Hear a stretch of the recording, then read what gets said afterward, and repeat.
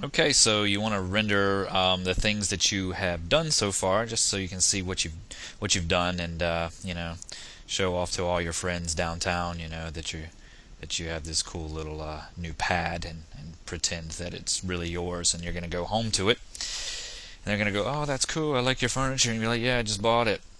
So, in order to do that, what we got to do is go to our layer manager, and not go to our layer manager yet.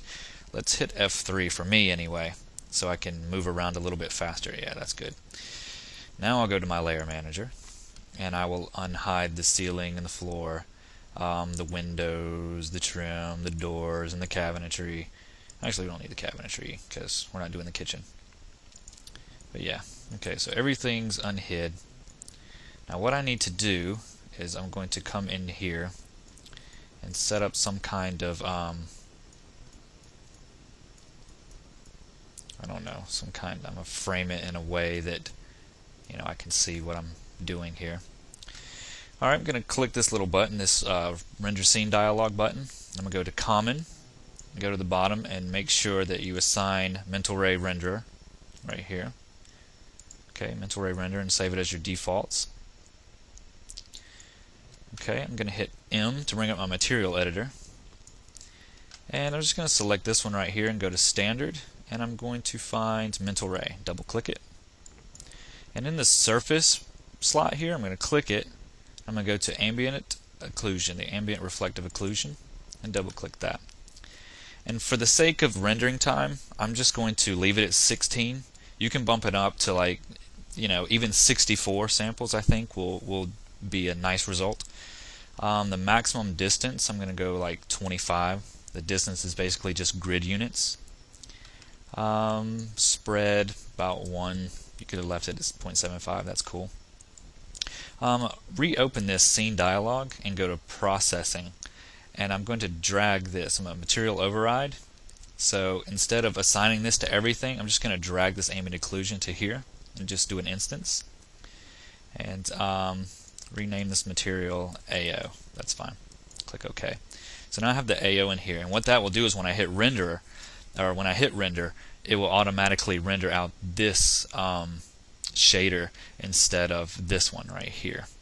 Alright, so that should do fine. Oh, also I'm going to open that again, go to common, and 640 by 480. That should be fast enough for me into this. And so when you have that, and you have a nice little setup that you like, in here, just hit Shift Q, and that is the hotkey for rendering. So it will start rendering out, and you see all the samples, all the splotching and everything. That will go away if you up the samples in the ambient occlusion. You can see right now this is what you're doing. So just up the samples in it.